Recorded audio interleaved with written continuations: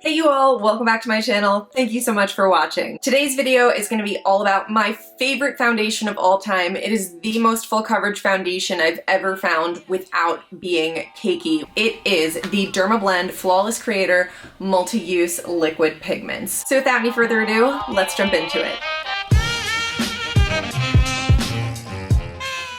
I'm going to be telling you all about this product. I'm going to demonstrate how to use it, and I'm going to let you know my opinion of who this would be best for. Timestamps will be in the description box down below, so you can skip ahead to the demo or my final thoughts. By the way, I have to just point out how beautiful this eyeshadow is. It is from the Pat McGrath Mothership palette, and I have a tutorial on this look as well as a review of that palette. So check the description box down below, and when that video is up, I will throw it in the cards for you. Okay, so the Dermablend Flawless Creator Foundation is $40 for 1 ounce of product, which for a luxury foundation is pretty typical. And considering how much pigment is packed in here, I would say it's even a great deal. I actually can't tell if this is glass or plastic. I always assumed it was glass, but like, it kind of sounds like plastic, and mine is in the shade 30N for neutral. So just some facts and claims about this foundation from the Dermablend website. They claim that this is full coverage but weightless, and spoiler alert, I do agree with that. So it is water-free and oil-free. Normally, I only think about foundations being oil-free as being important to me, but I believe the water-free aspect contributes to the weightlessness of the product. And then I actually kind of semi had that confirmed when I was at work one day and I spoke to a rep from Dermablend. So it's 33% pigment and only has 10 ingredients. So from an esthetician perspective, that's really, really awesome because it doesn't have a ton of fillers that are going to irritate your skin or contribute to acne. And none of those 10 ingredients are fragrance, alcohol, or oil, which are 3 things I always want my foundations to be free of. This is vegan and cruelty-free as well, if either of those apply to you. And actually, when talking to the brand rep from Dermablend, I learned from her that they have this patented like ultramarine pigment technology, and something about like the base of the pigments being so deep that like they just blend. I don't get it. Like honestly, this is the first foundation I've ever tried that is a little bit too deep for me, but doesn't make me look like, it just doesn't look weird. You know what I'm saying? Something about the color itself is very skin-like. I guess what I'm trying to say is a lot of foundations, you can see that the undertone is really strong, whereas this one, the undertone almost just feels brown. And the way the rep explained it to me was that the ultramarine pigments are so deep. I don't know if that's true. I've been meaning to look more into it, but I just think that that technology is really cool if it's something you want to look into more. Dermablend also claims that this will last 16 hours when used with the Dermablend powder. I have the Dermablend powder, but I haven't tested that before. I typically don't wear my foundations for that long anyway. I do think that the wear time on this is pretty decent. It does break up around my mouth a little bit, and I've noticed that on more mature skin, it does tend to crease and look a little bit cakey. So let's talk about the finish. It is full coverage and it's kind of a satin matte. So it's not gonna look really flat or really dry. I don't find it to look dry on my skin at all, and foundations tend to cake up on me really quickly. And you know, as you're gonna see in the demo, 1 drop goes a really long way on the skin. Satin matte is kind of my ideal finish in a foundation. So, you know, by the end of the day, I don't look too shiny, sweaty, oily, that kind of thing. And it does kind of blur over texture and imperfections without illuminating them the way a really dewy foundation might, and without making them look crusty the way a really dry foundation might. Okay, so let's go ahead and jump into the demo where you're gonna see how to apply this foundation and how it looks upon application. So I'm gonna start with one half of my face so you can see the difference in terms of breakouts and everything. This is a pretty normal day for me. I have a little bit of hyperpigmentation, a little bit of active breakout activity, nothing too major, but definitely some imperfections, if you will. So I'm gonna apply the foundation exactly how I would any other foundation. So I am going to start with my Tarte Timeless Smoothing Primer, and I'm just gonna do the one side of my face to start.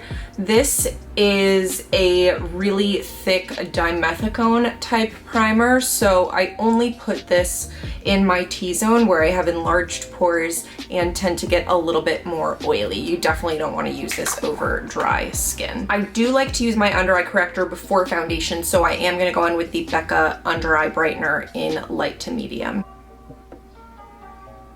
Now for the application method for this foundation, I do recommend using a brush. I'm gonna go in with my Real Techniques buffing brush. I also have another brush that I like to use with this foundation. It's dirty because I used it the other day, but it is the Sephora Pro Airbrush number 55.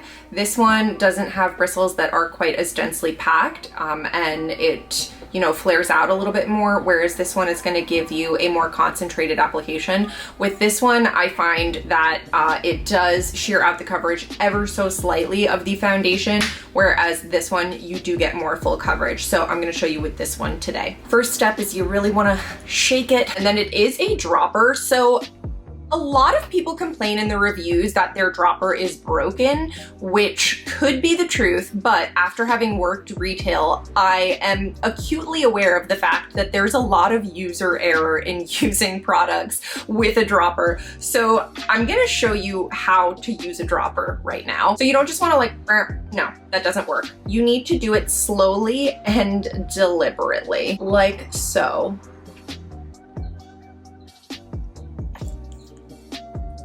And now it works. So this is how much I need for half of my face. Maybe double that. Yeah, so this is how much I'm gonna use on half of my face. We'll see how far it goes. I'm gonna start in the center of my face and use short patting motions, moving towards the outer perimeter of my face. So did you see how it just covered up that spot immediately? So I'm just really making sure that product is, you know, buffed in around the crevices of my nose and spread all the way to my jawline.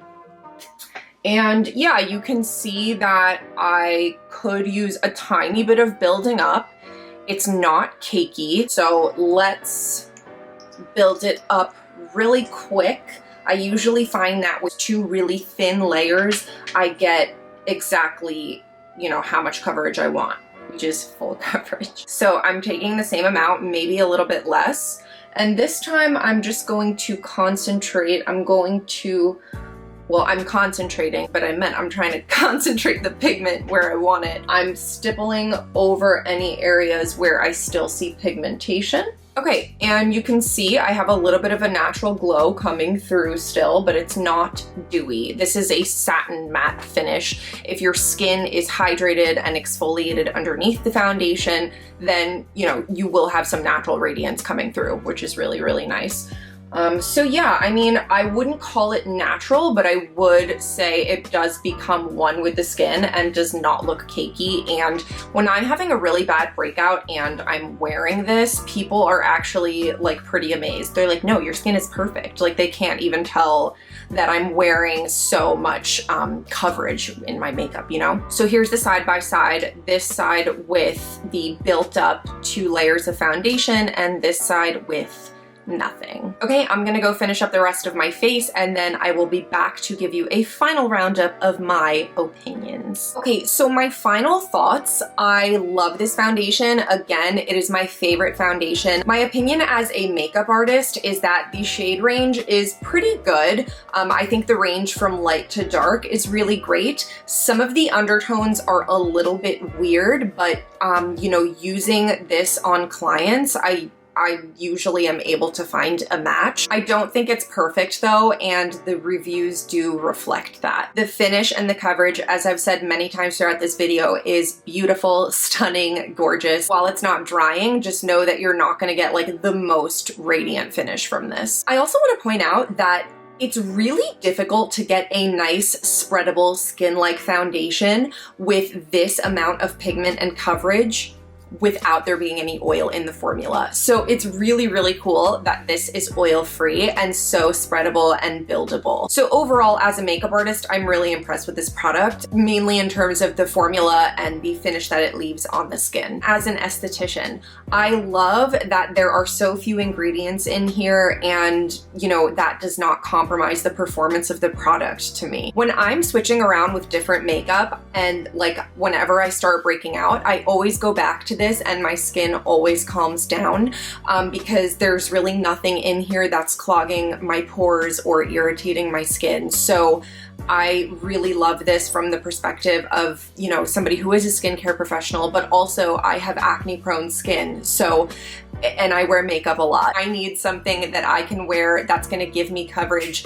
quickly and smooth out my skin, but also that's not going to have any of those irritating or pore clogging side effects. If you have sensitive skin, even like rosacea, I would recommend trying this as long as full coverage is something that you're looking for. I will also say that if you have mature skin, again, there's nothing in here that's going to really contribute to aging or inflammation or anything like that, but it's not the most beautiful finish on mature skin because the pigment can kind of settle into lines and stuff like that. If you are working on mature skin and you really want something that's maximum coverage, I would say this is worth a try, but you really need to use very little product. And my opinion as just like a regular old consumer, I think this is super easy to use. The packaging, again, like referring back to my demo, I think like most people who say the dropper is broken just don't do this slowly enough because it's not water in here, it's thick. So you need to give it a second when you're squeezing it and do it a little bit slowly so the dropper has an opportunity to suck up that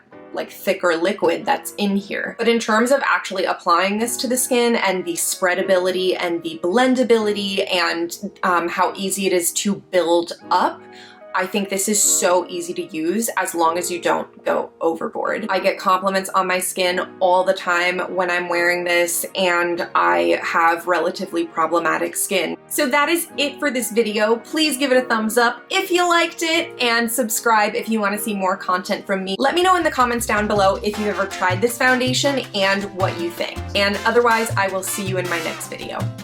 Bye!